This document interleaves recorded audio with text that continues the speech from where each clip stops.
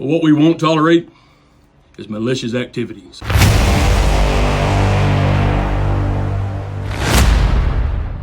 And malicious activities is exactly what is alleged to have went down during the Sealy Outdoors Big Bass Splash at Toledo Bend Reservoir, May 17th through 19th. For those of you who are unfamiliar, the Big Bass Splash is an hourly big bass format, where the top 15 fish from each hour are weighed and prizes are given out between $2,500 for first place and $300 for 15th. At the end of the 3-day tournament, the top prize for the overall largest bass of the tournament is given out, and it is a prize package of around $100,000 plus.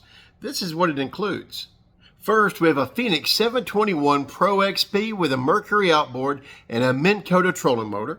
That comes complete with Humminbird electronics, an avionics map chip, a power pole, and to top it off, we have a Ram truck and $5,000 cash.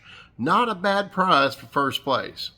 Now, Sealy Outdoors has a lot of the same rules as it pertains to like safety and sportsmanship as a lot of the other big tournament organizations do. You know, like making sure your kill switch is hooked up whenever the big motor's on, stuff like that.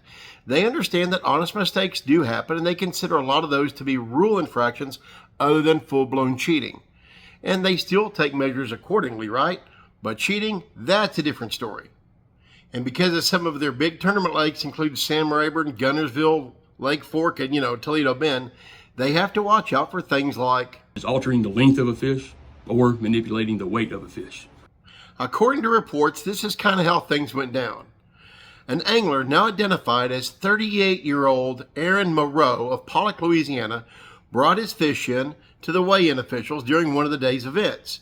Well, when the bump board guy, the guy that checks for length of the fish to make sure they're legal, when he checked it, he immediately noticed something off. Well, he contacted the weighmaster.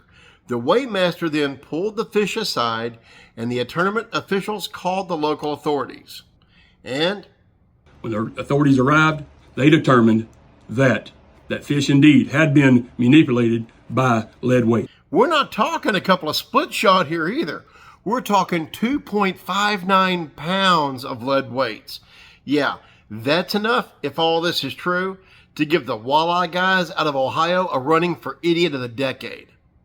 After a few days of investigation, the local authorities issued an arrest warrant for Mohr. He did, to his credit, turn himself in without incident.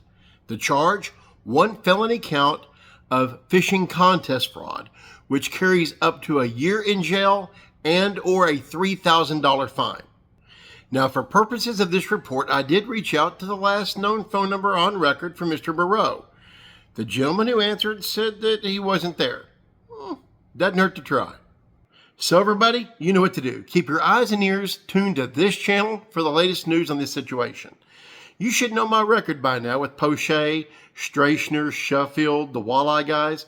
If it takes actual digging and research and not just regurgitating what everybody else has said, I'm your freaking guy. So, look to this channel for the latest news on this. I'm working on it. I'm going to get it. There's just not a ton out there on this situation right this moment. But until next time we meet, could you do me a favor? Keep your weights on your lines, not in the fish. Get out there. Keep it wet.